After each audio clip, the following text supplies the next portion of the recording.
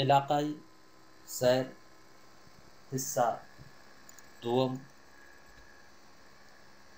علاقائی سیر میں ہم بنجر علاقے کی سیر سے متعلق معلومات حاصل کریں گے۔ بنجر علاقے میں نمبر 1 پتھریلی زمین، نمبر 2 شورآمیز علاقہ یعنی نمک آمیز مٹی، نمبر 3 ریگستانی علاقہ۔ نیچے کچھ تصاویر نظر آ رہی ہیں جو پتھریلی زمین کی ہیں، تو اس پتھریلی زمین کا ہم کیا کریں گے؟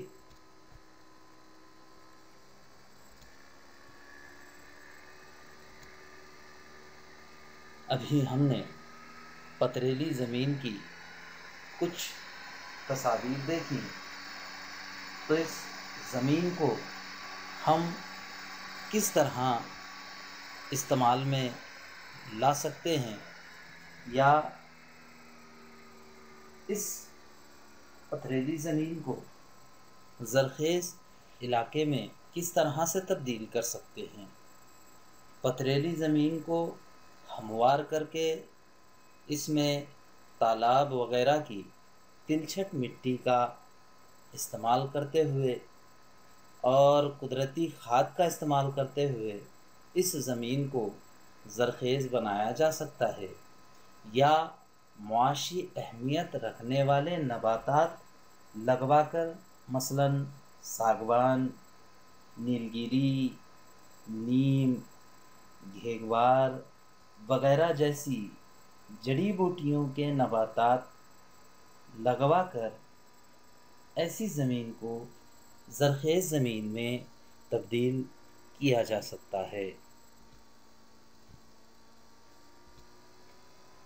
اب ہم شورآمیز مٹی سے متعلق معلومات حاصل کریں گے۔ یہاں کچھ تصاویر شورآمیز مٹی کے نظر آ رہے ہیں، تو یہ شورآمیز مٹی کس طرح سے وجود میں آتی ہے؟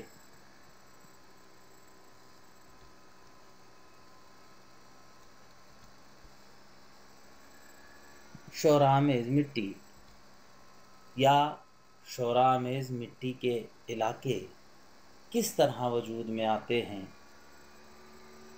جب کاشتکاری کے لیے حد سے زیادہ یعنی مسلسل پانی اور کیمیائی کھاد کا بہت بڑے پیمانے پر استعمال کیا جائے، یا ایک ہی قسم کی فصل مسلسل لینے کی وجہ سے مٹی شورآمیز ہو جاتی ہے۔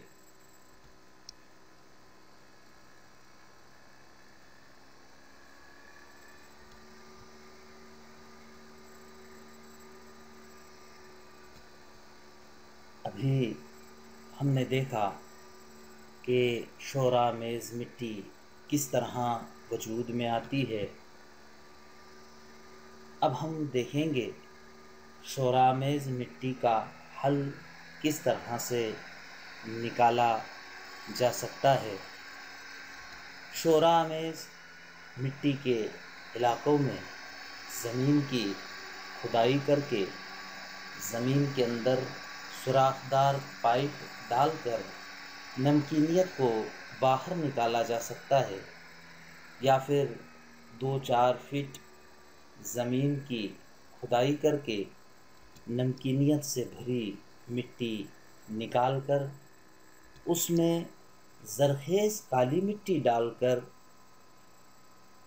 ایسے علاقے کو زرخیز علاقے میں تبدیل کر سکتے ہیں۔ شورآمیز مٹی کے علاقوں کو زرخیز علاقوں میں تبدیل کرنے کے مختلف طریقے ہیں، تدابیر ہیں۔ جیسے وہاں ببول کے درخت، چھوٹے درختوں کے جھنڈ، کھاتی گھاس لگا کر طویل مدت کے بعد زمین کی زرخیزی میں اضافہ کیا جا سکتا ہے۔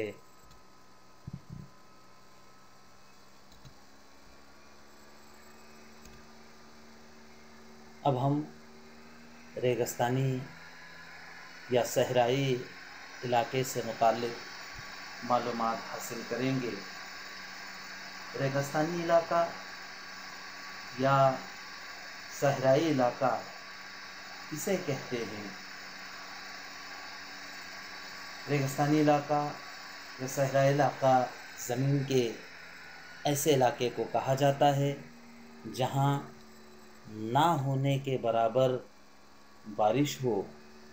وہ علاقے صحراؤں میں شمار ہوتے ہیں جہاں اوسطاً سالانہ بارش 250 ملی میٹر یا 10 انچ سے کم ہو، یا وہ علاقے جہاں برسے ہوئے پانی سے زیادہ پانی عمل تبخیر کے ذریعے ضائع ہو جائے۔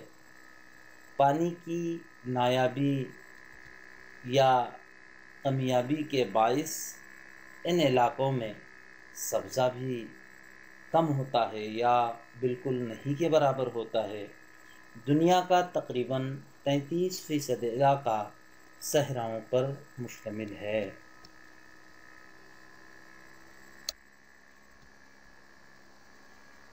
ریگستانی علاقوں میں بارش کی کمی کی بدولت زرعی پیداوار حاصل نہیں کی جا سکتی، لیکن کچھ احتیاط برتا جائے یا تدابیر کی جائیں تو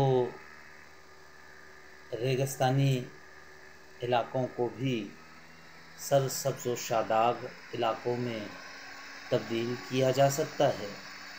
ریگستانی علاقوں میں بارش کی کمی ہوتی ہے، اس لیے پانی روکو اور جذب کرو کی پالیسی پر عمل کرتے ہوئے اس پانی سے بوند بوند سینچائی ٹیکنیک کا استعمال کر کے مختلف فصلوں کی پیداوار حاصل کی جا سکتی ہے، جس میں ڈریگن فروٹ، گرین ہاؤس جس میں پھول کی کھیتی جیسے زربیرا وغیرہ کی کھیتی کی جا سکتی ہے۔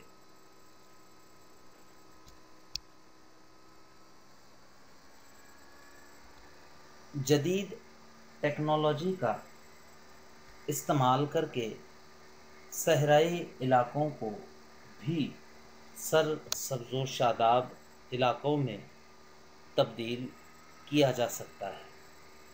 نیچے دی گئی تصاویر پر اگر ہم نظر ڈالیں تو ہمیں ہر طرف ہریالی اور سرسبز و شادابی نظر آ رہی ہے، اور یہ تمام علاقے صحرائی علاقے ہیں جہاں اسرائیل اور سعودی عرب نے جدید ٹیکنالوجی کا استعمال کرتے ہوئے ان صحرائی علاقوں کو سرسبز و شاداب علاقوں میں تبدیل کر دیا ہے۔ گرین ہاؤس دنیا کو اسرائیل کی دین ہے۔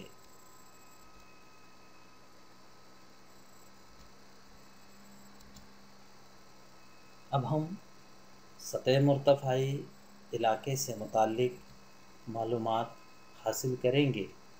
سطح مرتفعی علاقہ کسے کہتے ہیں؟ زمین کے اس بالائی حصے کو کہتے ہیں جس کی سطح ارد گرد کے علاقے سے بلند ہو۔ نیچے کچھ تصاویر مثال کے طور پر دی گئی ہیں۔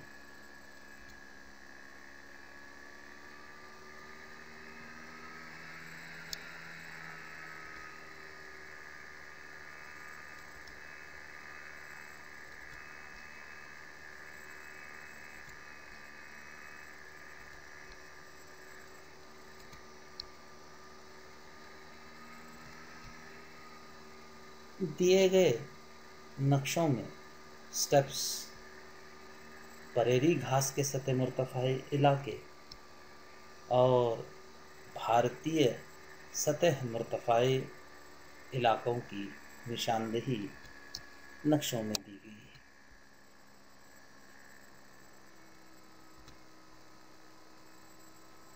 अब सतह मुर्तफ़ा इलाके की ख़ुसूसियात क्या हैं? सतह मुर्तफ़ा इलाके में एक साथ सैकड़ों एकड़ ज़मीन होती है, जिसकी बदौलत बड़े पैमाने पर काश्तकारी का फ़ायदा हासिल किया जा सकता है और ज़मीन ज़्यादा होने की बदौलत